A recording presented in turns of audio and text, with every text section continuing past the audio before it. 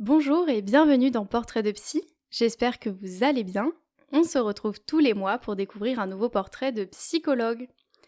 Et aujourd'hui, épisode un peu spécial parce que je serai l'invitée de ce podcast, de cet épisode.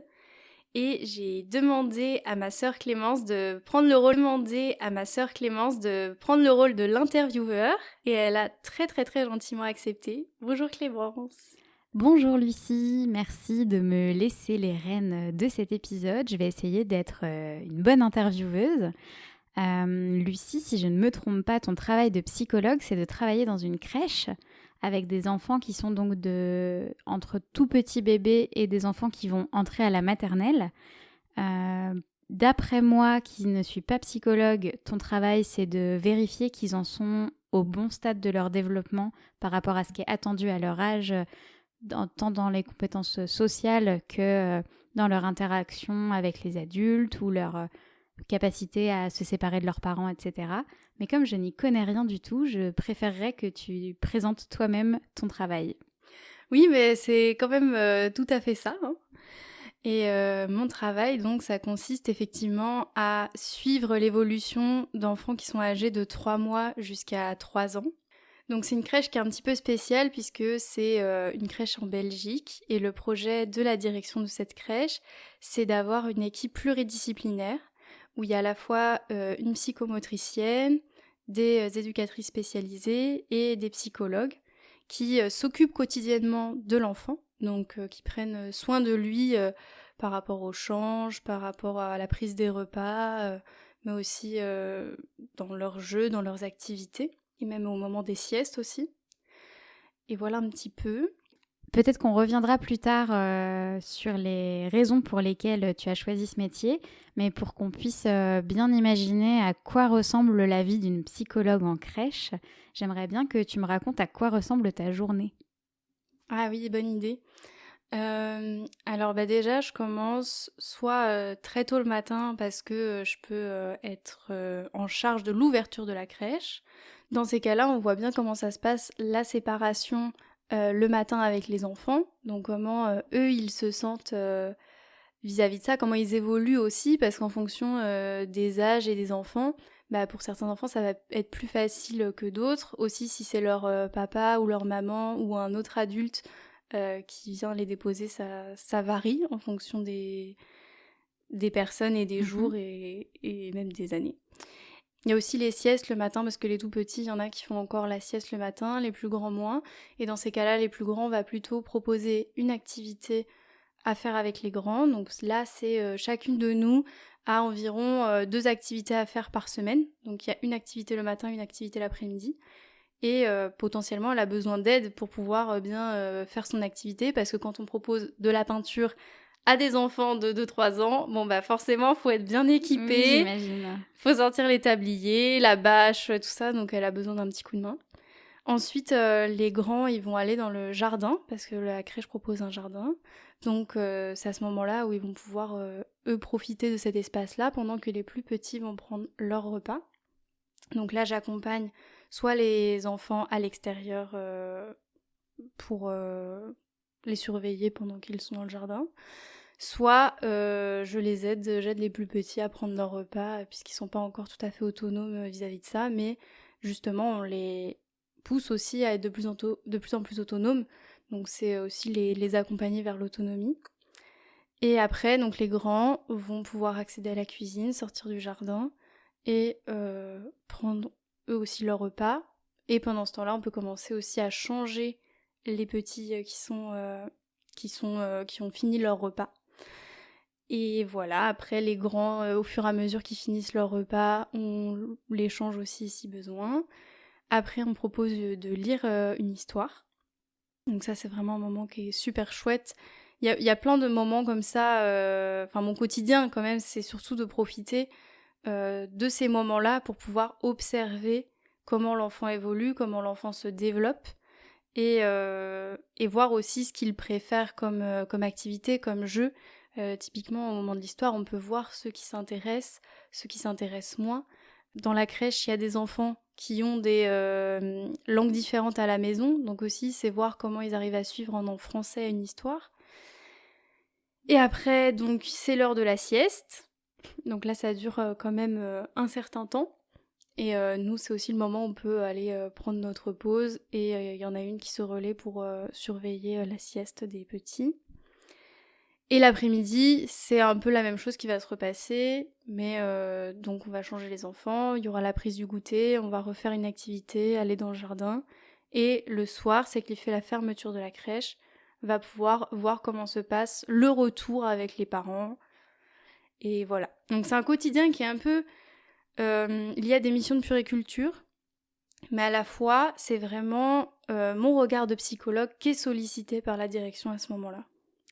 Donc, de ce que je comprends, finalement, c'est très tourné quand même autour de leurs besoins, puisqu'à cet âge-là, c'est beaucoup quand même, on comprend dans ce que tu dis, manger, dormir, se laver, jouer, voilà, être en interaction, etc. Mais du coup, toi, tu peux comprendre des choses d'eux au travers de leur journée de bébé, quoi. Oui, c'est tout à fait ça. C'est vraiment... Et alors aussi, il y a des moments où les journées sont ponctuées, par exemple, d'entretien avec les parents, puisque les parents peuvent nous solliciter pour s'entretenir avec nous, pour parler du développement de leur enfant. Donc il y a aussi des moments où on trouve pour aller discuter avec eux de ça. Ok, eh bien, merci pour cette présentation. Du coup, déjà, on imagine mieux à quoi ressemblent tes journées. Moi, j'aimerais bien savoir d'où t'est venue cette envie de te spécialiser dans les enfants et principalement chez les enfants petits comme ça.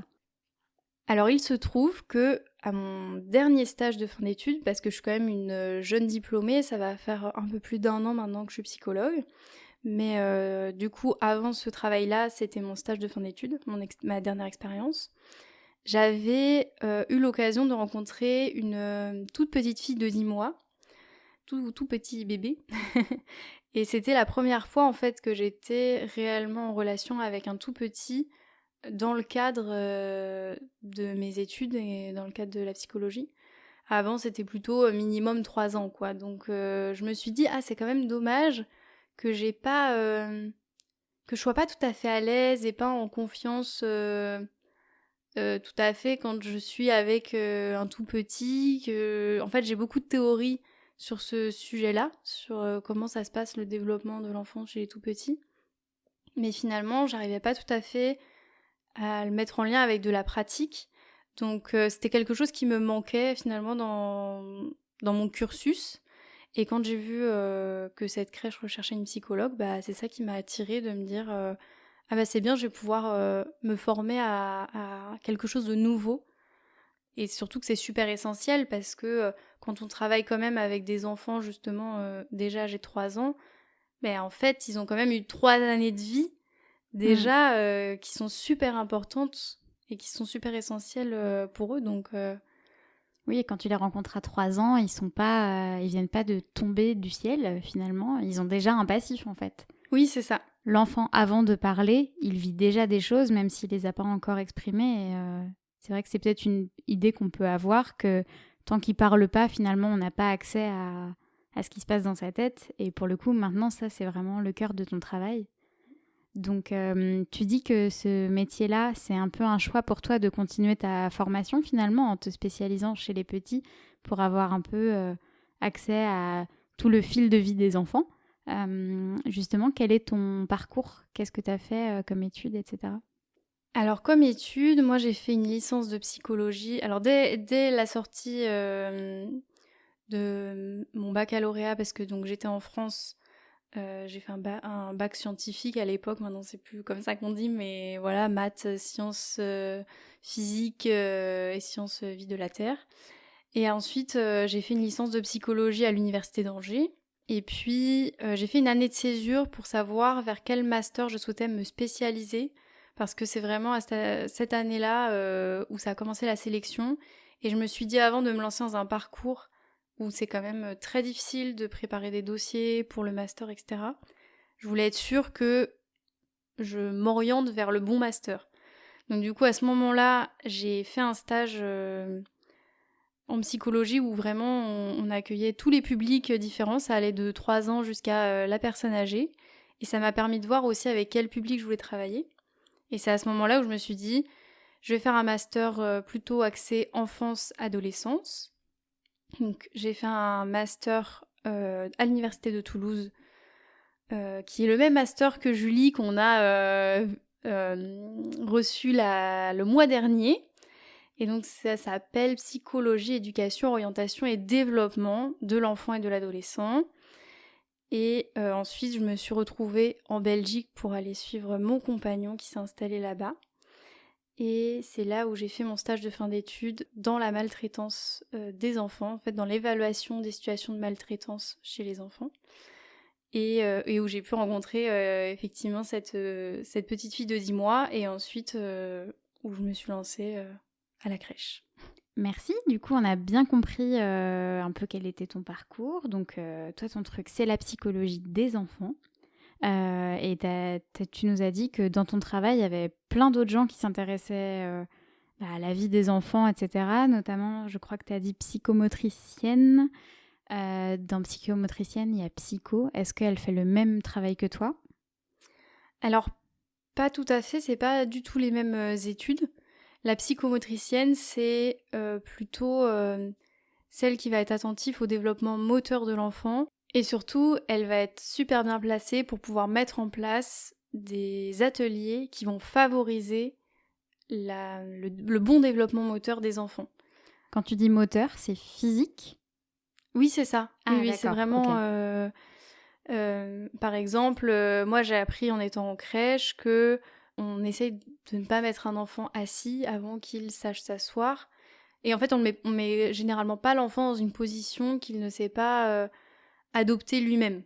Donc en D'accord. fait, ça a plein de choses qui peuvent être mises en place pour permettre à l'enfant de développer une motricité qui à la fois le rassure dans son corps et à la fois lui permet d'adopter des bonnes postures et de pas avoir des problèmes aussi en grandissant, par exemple de pieds rentrés vers l'intérieur ou de hanches qui ont des problèmes par la suite. Enfin, on en rencontre beaucoup à l'âge adulte des personnes qui... Oui, les gens qui disent j'ai les jambes arquées ou des choses comme ça, c'est lié à ça par exemple. Voilà, ça peut être lié effectivement à comment c'est développé dans la petite enfance par rapport à ça. Donc elles ont vraiment beaucoup de connaissances là-dessus que moi je n'ai pas du tout. Et qu'est-ce qu'il y a d'autre comme métier dans la crèche? Alors du coup, il y a aussi les éducatrices spécialisées. Donc là, c'est encore une autre approche. Elles ont encore un autre regard. Et autrement, on est 2 psychologues. Et encore une fois, même si on est toutes les 2 psychologues, on a aussi un bagage, un parcours un peu différent. Donc on va aussi proposer des activités qui vont être différentes. Par exemple, moi récemment, j'ai proposé un projet de médiation animale avec les enfants. Donc tout ça, c'était des activités à mettre en place pour préparer la rencontre avec les animaux et l'association qui a pris en charge ce projet. Et après, donc il y a eu toute une après-midi où l'association est venue et a fait rencontrer les animaux aux enfants. Et par exemple, l'autre psychologue, elle a plutôt un projet d'art-thérapie où elle propose des ateliers de peinture en lien avec les parents pour essayer de créer effectivement du lien entre la crèche, les parents et les enfants, ce qui est aussi super intéressant. Et ça permet que on est aussi, même si on a le même métier, on va pas proposer les mêmes choses. Donc pour que je me figure bien ce que tu nous dis, un atelier par exemple, c'est combien? 5, 10 enfants qui vont faire un atelier tous en même temps et tous les pros sont avec eux pour voir comment ça se passe. En fait, l'enfant va par exemple rencontrer un lapin et autour de cette rencontre-là, la psychomotricienne, elle va regarder si l'enfant se tient bien assis ou debout ou si tout a l'air d'aller bien dans son corps. Toi, tu vas regarder s'il a peur, s'il a l'air mal à l'aise ou content. Et une éducatrice, elle va plutôt regarder si... Si, par exemple, il est à l'écoute, en fait, on va quand même, comme on s'informe aussi les unes les autres, on va finir aussi un peu par être attentives toutes un peu aux mêmes choses, mais par contre, on n'aura pas forcément les mêmes solutions à proposer. Je pense que c'est aussi ça. Par exemple, si un enfant met un peu de temps à se mettre en mouvement, Peut-être que la psychomotricienne, bon, elle va avoir plus de choses à proposer, de solutions. Par contre, si effectivement, tu parlais de la peur, par exemple, si je vois que le développement émotionnel de cet enfant est un peu compliqué, par exemple la gestion de la frustration est compliquée à la maison, ou qu'effectivement il a beaucoup de peur, je vais peut-être, moi, être plus sensible à ça et pouvoir proposer des solutions qui sont plus adaptées. Donc par exemple, quand il y avait la médiation animale, ce qui était intéressant, c'était de voir que face aux animaux, il y en a certains qui se sont un peu révélés et qui sont vraiment allés chercher de quoi leur donner à manger, qui avaient le sourire comme on les avait jamais vus sourire avant. Et donc ça montre aussi une nouvelle facette d'eux, une nouvelle facette de leur personnalité, où parfois il y a des différences entre la crèche et la maison aussi. Donc avoir beaucoup de discussions et de communication, c'est aussi super important euh, à cet âge-là, parce que ça nous permet d'avoir en tête toutes les informations sur l'enfant qui est parfois différent en fonction des contextes. Et du coup, avec tous les collègues que tu as, j'imagine que c'est une manière aussi pour toi d'enrichir ta pratique. Comment est-ce qu'il y a des temps qui sont prévus à la crèche pour débriefer après un atelier, par exemple, pour faire une espèce de tableau que vous pouvez présenter aux parents après? Ou est-ce que ça n'arrive pas du tout? On a en fait à peu près 2 fois par mois des réunions d'1 heure où chacune va pouvoir parler d'un enfant en particulier si elle le souhaite, et exposer, par exemple, typiquement si on sait qu'on a un entretien avec un parent et qu'il nous manque peut-être des solutions à proposer, ou que on a observé ça mais on aimerait bien avoir d'autres avis sur le développement de cet enfant, eh bien on peut très bien parler de sa situation. Et chacune va proposer différents éléments. Comme ça, on arrive à l'entretien avec les parents avec plusieurs éléments à apporter. Ou alors, on peut aussi, après l'entretien avec les parents, revenir en réunion avec et pouvoir proposer. Alors, la crèche aussi fournit des points théoriques. Donc, c'est-à-dire que si un parent est justement en difficulté sur le fait que son enfant dans la rue a peur de beaucoup de choses et que c'est difficile de sortir, de rencontrer des inconnus, bah peut-être que nous on va pouvoir lui proposer aussi un point théorique en plus de notre discussion sur comment faire pour réussir à apaiser son enfant face aux nouveaux éléments qui lui font un peu peur, quoi. En fait, tu vas proposer un espèce de petit tuto. Oui. Mon enfant a peur des mouches, quoi faire? Oui, c'est ça. Après, on explique aussi toujours aux parents que ça, c'est... Parfois, on donne aussi des astuces, mais parfois, ils sont aussi les mieux placés. C'est eux qui connaissent quand même le mieux leur enfant. Et on se rend compte aussi, enfin, on met à jour aussi nos points théoriques parce qu'on se rend compte que les parents, parfois, ils ont des super bonnes astuces auxquelles on n'avait pas pensé. Et même entre collègues, parfois, il y a un enfant, par exemple, on ne comprend pas en ce moment, il ne veut pas manger à la crèche. Et il y en a une qui, à un moment donné, trouve quelque chose, une, une petite parade, un petit truc qui fait que, ah bah finalement, s'il est assis à cette place, qu'on lui chante une petite chanson, ou cette comptine-là en particulier, il a l'air de l'adorer. Et en fait, ou de manger avec tel copain ou telle copine, ah Ça bah change tout. ça change tout. Et là, il commence à être heureux à prendre le repas. Et en fait, c'est se partager nos petites astuces entre parents et entre professionnels. Ok, et du coup, quand tu as des moments avec les parents, concrètement, comment ça se passe? Est-ce que c'est toi qui parles? Est-ce que, au contraire, tu choisis de les laisser parler plutôt? Est-ce qu'ils viennent avec des questions? J'aimerais bien que tu me dises un peu comment ça se passe. Alors oui, ça aussi, c'est super intéressant parce qu'en fait, chacune est responsable d'un enfant, mais on tourne en fait. Donc potentiellement, les 6 premiers mois où l'enfant va arriver, ça va être moi qui va être responsable d'observer cet enfant et donc de faire l'entretien avec les parents. Mais les 6 prochains mois, après, ça va être la psychomotricienne.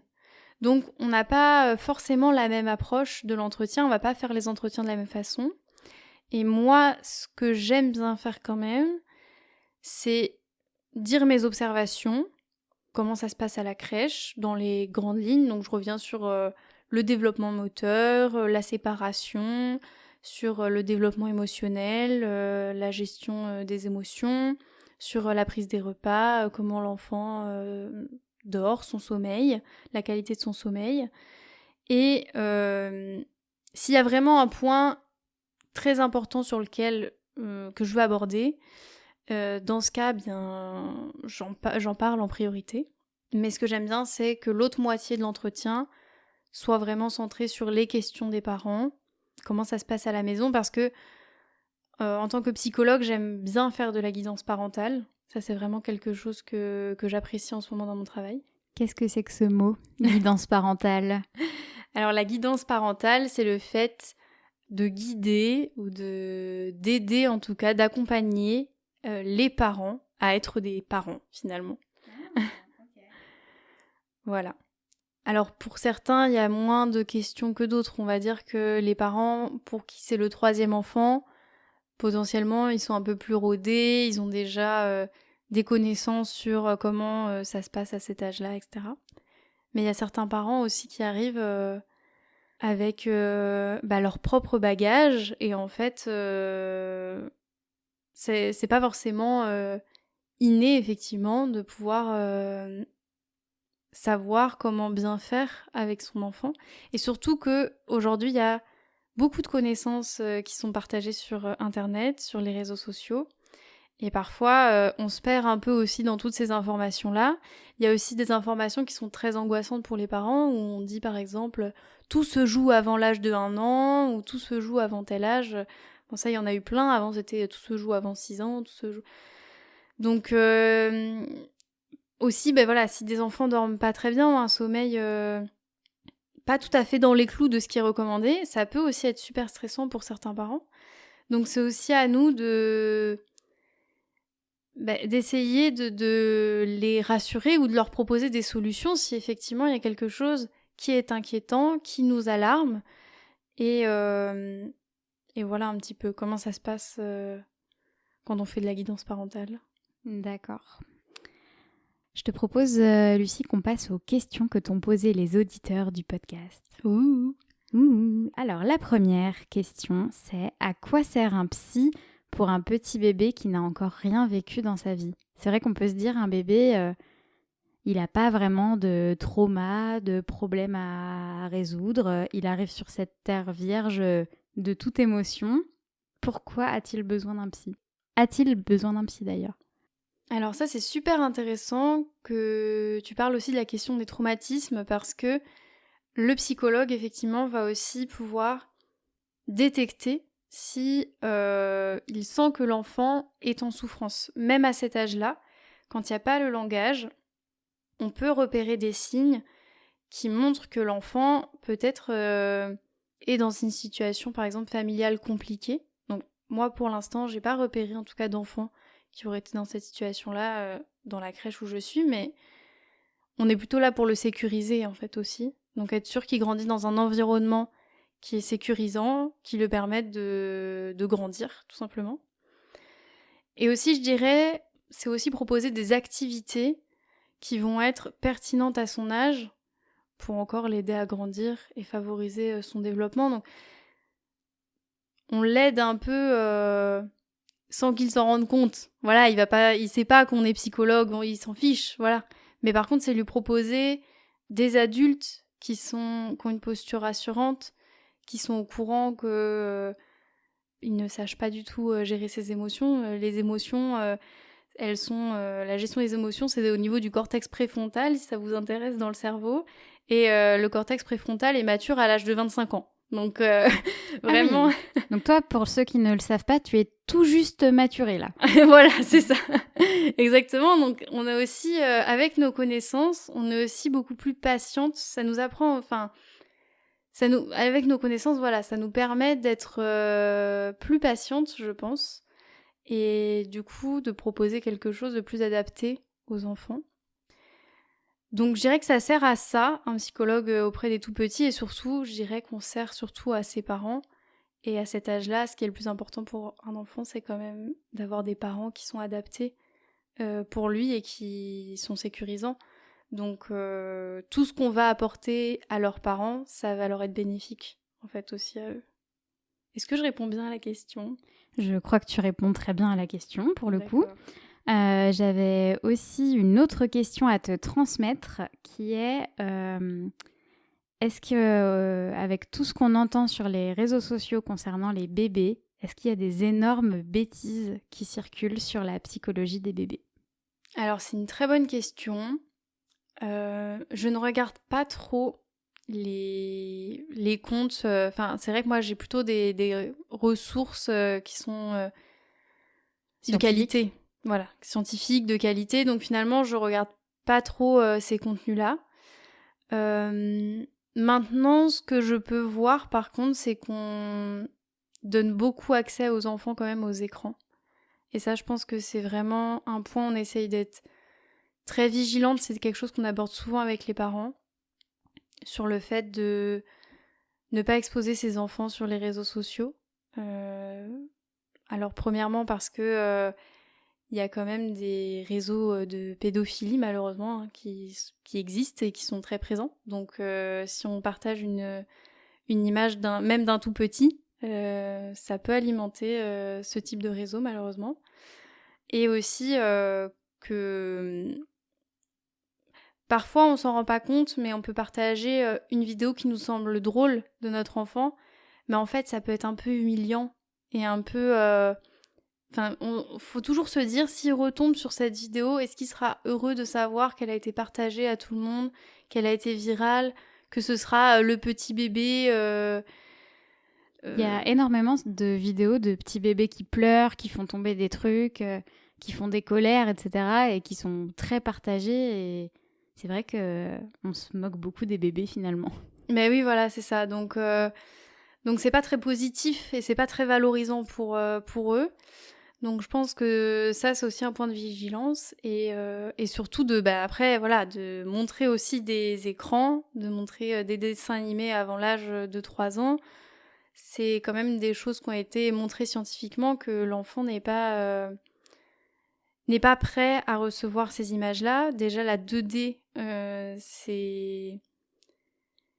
C'est trop pour lui, déjà. voilà, on va dire ça comme ça, c'est un peu... C'est pas quelque chose qui est vraiment palpable, donc il va pas tout à fait se représenter les images comme nous, on les voit. Donc voilà, ça je dirais, je sais plus quelle était la question exactement. Eh ben, j'allais y revenir puisqu'on a un petit peu dévié. Ma question c'était, est-ce qu'il y a vraiment des mauvais conseils qui circulent pour les jeunes parents ? Par exemple, ou des choses que les gens appliquent de manière un peu militaire parce que on m'a dit de faire ça et que ça allait tout changer. Genre, je sais pas, sur les repas ou le sommeil, etc. Et que toi, t'es obligé de débunker un peu dans ta pratique au quotidien. Je pense que c'est peut-être plutôt des parents qui voient beaucoup d'éducation positive sur les réseaux sociaux. À la fois, c'est des valeurs qui sont intéressantes, de ne pas punir l'enfant, de lui expliquer les choses, de... De collaborer un peu avec lui plutôt que de le contraindre. Oui, c'est ça, et d'essayer de toujours être dans le positif, de valoriser ce qu'il fait de bien, plutôt que de punir ce qu'il a mal fait. Donc c'est des choses qui sont intéressantes et qui à la fois des fois culpabilisent énormément les parents si du coup il y a un jour où ils n'ont pas été patients, ils n'ont pas fait tout à fait ce qu'il fallait. Et alors là, il faut aussi pouvoir dire aux parents, est-ce que la majorité du temps vous faites ça ? Bon alors c'est bien, rassurez-vous, vous êtes humain. Et voilà, on peut pas tout faire toujours bien, on fait au mieux. Et ce qui est important, c'est de faire au mieux et au pire de revenir avec ce qui s'est mal passé en expliquant à l'enfant, beaucoup verbaliser à l'enfant ce qui se passe. Quand on est en colère, le dire, là je suis énervée, aujourd'hui je ne suis pas patiente. Et voilà, on peut pas toujours être parfait. Et après, j'imagine aussi que les réseaux sociaux doivent peut-être dire il faut donner tel truc, tel aliment, telle chose. Et j'imagine que parfois ça doit pas être bien. Donc je pense que le mieux, c'est toujours d'écouter des professionnels de santé et les professionnels même de de la crèche où vous êtes, si vous êtes dans une crèche, enfin les professionnels qui vous entourent à ce moment-là dans le développement de votre enfant. Et si vous n'êtes pas d'accord avec le professionnel que vous consultez, ne pas hésiter à en consulter un autre plutôt que de se fier aux réseaux sociaux. C'est se dire, bon bah là je suis pas d'accord avec ce professionnel, peut-être essayer un autre qui va avoir une autre approche. Mais voilà. Du coup, finalement, psy de la crèche, c'est un peu psy des parents des bébés de la crèche. Un petit peu. D'ailleurs, il y avait une question également là-dessus, c'est comment est-ce que tu fais pour travailler avec les parents, notamment quand il y a quelque chose que tu as besoin de leur dire, peut-être qu'ils n'ont pas forcément envie d'entendre, ou quelque chose qui est susceptible de les inquiéter. Comment tu fais pour leur parler de leur bébé sans que ça fasse une surréaction? Alors là, je dirais aussi que ça dépend des parents, de leur expérience et de leurs propres inquiétudes. Donc finalement, c'est un peu... Voilà, là, on rentre plus dans un entretien psychologique purement, puisque on va voir en fonction de comment on amène la difficulté ou le problème, on va voir la réaction des parents. Et en fonction de ça, là, c'est vraiment au psychologue d'écouter les inquiétudes des parents et de s'ajuster, d'ajuster un peu notre réponse, nos solutions et nos conseils à ce moment-là pour accompagner les parents dans cette difficulté. Ok. Et dernière question, est-ce qu'il y a des psychologues dans toutes les crèches ? Et moi, j'ai une petite idée de la réponse, mais si jamais il n'y en a pas partout, pourquoi ? Alors non, il n'y en a pas du tout partout. Là, c'est vraiment l'exception. Mon travail est assez hors du commun, si je peux dire. Pourquoi ? Parce que je pense aussi que effectivement, il y a peut-être cette idée que être parent, c'est des compétences innées, que chaque parent va de toute façon réussir à être parent, alors que en psychologie, on voit aussi que quand on devient parent, il y a aussi comment on a pris soin de nous dans l'enfance qui ressurgit à ce moment-là. Donc pour les parents, parfois ça peut être un peu difficile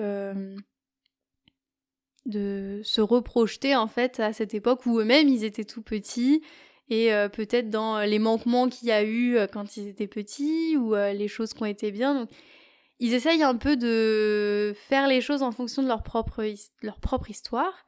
Et généralement, en plus, il y a 2 parents. Donc ça veut dire réussir à la fois à mêler son histoire, l'histoire de son partenaire, enfin du père ou de la mère, et à la fois essayer de construire quelque chose de nouveau pour cet enfant-là. Ça fait quand même beaucoup d'éléments, beaucoup d'informations. Donc je trouve que c'est super intéressant pour des jeunes parents finalement de consulter un psychologue. Mais effectivement, c'est pas proposé, je pense parce que on imagine que tout le monde est parent, donc c'est simple, que de toute façon ils vont y arriver. Et ce qui est le cas aussi, voilà, c'est... Effectivement, il y a Oui, plein de dans parents qui s'en l'immense sortent. majorité des cas, ça se passe très bien, Tout à fait. mais ça nuit pas. Mais effectivement, moi je trouve que ça ne nuit pas et même ça permet de construire peut-être des enfants qui sont... Enfin si on peut en tout cas, j'espère, hein, si on peut aider et accompagner des familles à avoir des enfants qui sont bien dans leur basket et qui se construisent sur des bases de sécurité et d'être rassurés en tout cas à tout point au niveau de tous les points qu'on a cités jusque-là, moi je trouve ça super chouette. Et voilà. On arrive bientôt à la fin de ce podcast, Lucie, et du coup vient la question que tout le monde attend. Quel est l'objet qui représente le mieux ta pratique selon toi ? Alors, pas simple cette question parce que... Un biberon. Une couche. Parce que j'avais pensé aux jouets, parce que c'est vrai qu'il y a énormément de jeux quand même accessibles aux enfants. C'est quand même une façon pour eux de venir nous voir facilement. Ils nous proposent tout le temps des jeux ou des histoires pour entrer en interaction avec nous. Ce que j'avais aussi en tête, mais c'est pas vraiment un objet, c'est la parole, parce que vraiment, moi, le cœur de mon métier, c'est essayer de verbaliser au maximum pour que les enfants aussi développent leur autonomie. Donc, c'est dire, essaye de mettre tes chaussettes tout seul. Ah, super, t'as réussi à mettre tes chaussettes tout seul. C'est tout le temps leur parler pour qu'ils comprennent ce qui est en train de se passer. Même pour les tout petits, quand on donne à manger, on explique c'est un tel qui est en train de manger à côté de toi. Là, on est en train de faire ci, on fait ça. Donc ça, c'est super important. Mais du coup, s'il faut vraiment choisir un objet, alors très paradoxalement, parce que j'ai dit pas de téléphone auprès des petits, mais je travaille quand même beaucoup avec mon téléphone, avec les tout petits, puisque dans mon téléphone, j'ai une note où je note toutes mes observations par rapport aux enfants, qu'après je reporte dans un classeur. On a des notes en fait qu'on prend régulièrement sur les enfants pour nous aider après dans les entretiens et dans nos réunions. Mais pour pouvoir écrire rapidement ce que j'ai en tête et ne pas l'oublier, parce que les journées avec des petits, c'est boule de feu. Voilà, c'est ça va vite quoi. Donc pour pas oublier, je note tout de suite mes observations dans mon téléphone. Et après je supprime bien sûr la note pour pas que ça reste dans mon téléphone. Mais en tout cas ça, et puis je note aussi toutes les activités, toutes les idées d'activités que je veux faire avec eux. Je les trouve j'ai beaucoup d'inspiration sur Pinterest ou sur internet, donc ça m'aide beaucoup de trouver des activités avec eux. Et aussi toutes les comptines. On utilise quand même beaucoup de comptines au cours de nos activités, ou même, ça c'est un petit conseil s'il y a des parents qui passent par là, où il y a quelque chose qui marche super bien, c'est que pour faire ranger tous les jeux de la crèche et que les enfants participent avec nous au rangement de la crèche, on met toujours la même musique pour que en fait ce soit une musique où ils se rappellent que là il faut ranger en fait le matériel qui a été sorti. Donc celle-là je la lance sur mon téléphone et en fait il y a beaucoup de rituels comme ça, hein. Les enfants ils adorent les rituels, c'est super rassurant pour eux et donc du coup mine de rien les comptines ça aide à créer des rituels. Et donc du coup je dirais voilà mon téléphone et un stylo, c'est quand même ce qu'il y a de pas mal. Seconde question qui clôt le podcast. Hélas, c'est presque fini. Si tu n'étais pas psy, que ferais-tu ? Alors là, elle est pas facile cette question. Parce que moi, après le bac, à la base, je voulais être coach. Et en fait, je me suis rendu compte que coach, c'était vraiment plus donner des conseils que écouter. Donc ça m'a pas trop plu. Mais c'est vrai. C'est vrai que coach, oui, c'est loin d'être bête comme remarque. J'ai envie de dire. 10 solutions pour calmer votre bébé. Ça, c'est une phrase de coach, alors que toi, t'écoutes le bébé et oui, après, tu donnes un conseil. C'est ça, j'écoute les besoins d'abord du bébé et les inquiétudes des parents et mes observations et j'essaye de proposer quelque chose qui est pertinent en fonction de tout ça. Et pas juste dire il faut faire comme si... Enfin, et voilà. Donc, y a qu'à faire ça. Voilà, c'est ça. Donc, c'est pas évident du tout comme question parce que je pense que j'aurais aimé... Alors, récemment, je me suis dit que j'aurais peut-être bien aimé être comportementaliste pour animaux. Parce qu'en fait, je me rends compte que... Donc moi, j'adore effectivement la médiation animale, c'est quelque chose qui me plaît énormément. Et je trouve que quand on travaille le comportement, les problèmes de comportement des animaux, généralement, on se rend compte que c'est lié en fait aussi aux problématiques de leurs maîtres, donc de leurs adoptants. Et donc du coup finalement ça aurait pu faire un peu un lien comme ça entre psychologie et les animaux. C'est un petit peu la réponse qu'avait donnée Julie la dernière fois. Et j'avais trouvé ça super vrai et je crois que ça m'aurait bien correspondu aussi finalement. Et là, j'ai une question bonus, du coup, qui n'est pas dans la trame. Désolée pour les auditeurs fidèles qui vont m'en vouloir de rajouter une question. Pourquoi ce podcast, Lucie ? Alors pourquoi ce podcast ? Parce que... Alors je vous invite quand même à aller écouter le tout premier épisode où j'explique un petit peu pourquoi j'ai voulu faire ce podcast. Mais c'est vrai que Pourquoi ce podcast ? Parce que je me suis rendu compte qu'on avait quand même beaucoup cette image du psychologue dans son cabinet qui ne fait de la psychologie qu'en écoutant la parole de l'autre. Et alors, Qu'avez-vous ressenti à ce moment-là ? voilà, c'est ça. Alors que là, finalement, ce que je fais actuellement, certes, c'est des missions qui se rapprochent à de la puriculture, mais en fait, je fais pas du tout ça. Ça va au-delà de ce que je fais purement, en fait. C'est quand même... être psychologue, c'est un regard, une approche, c'est la façon dont on communique. Il y a quand même beaucoup de choses qui ne dépendent pas d'un cadre très précis, c'est-à-dire d'un fauteuil et d'une chaise, ou peu importe, mais d'un bureau, et on peut être psychologue de plein de façons différentes. Donc, je voulais vraiment mettre des pratiques de psychologue dans ce podcast. Merci Lucie. Et merci à vous de m'avoir écoutée pour cet épisode. Je rends le micro avec plaisir, mais c'était très amusant. Et bah avec plaisir, ça m'a fait tout drôle de me faire interviewer, c'était un peu intimidant. Et oui, tu seras plus empathique avec tes pauvres interviewés la prochaine fois. Voilà, c'est ça. Et c'est un peu ce qu'on disait aussi dans l'épisode de la dernière fois avec Julie, c'est faire de la supervision en tant que psy, bah, c'est se mettre à la place de nos patients. Et bah, se faire interviewer, là, c'est pareil. C'est un peu intimidant et bah voilà, faut faire l'expérience et c'est bien aussi. Donc, si cet épisode vous a plu comme nous, vous pouvez soutenir ce podcast en mettant 5 étoiles sur les différentes plateformes d'écoute et vous abonner également avec Spotify, Deezer, Apple Podcast, peu importe sur quelle plateforme vous écoutez.